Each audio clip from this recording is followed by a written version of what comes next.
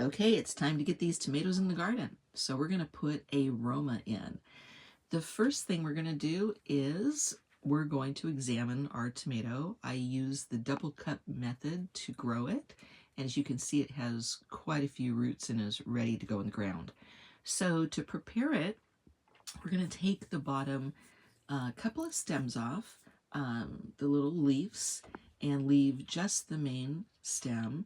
We want to have probably about, I want to say 6 to 8 inches of good main stem that we're going to bury underneath the soil to allow for more root growth. This is called a trench style. Instead of burying them deep, you lay them on their side if you don't have the room. So we have a fairly shallow raised bed. I'm going to start digging out a trench. Oh, and look at there. We found ourselves a little worm. Anyway, that's great news. So we move the soil aside. I've already worked the soil prior and added some compost and garden soil to it. Before we put the tomatoes in, though, we want to put some fertilizer in. So I'm going to use this Grow Well tomato and veg fertilizer.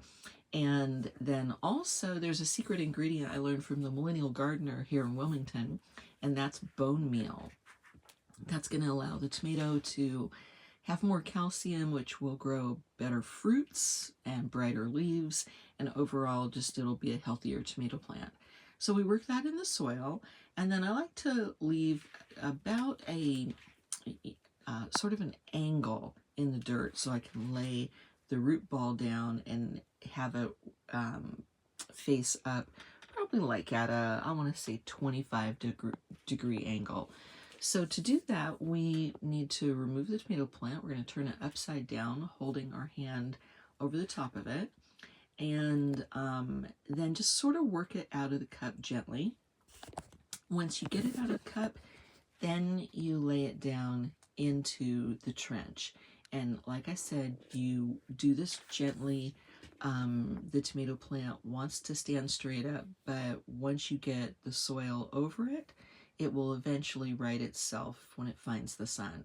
So you cover that and you put the mulch over it once it's all covered up in there, and water it in.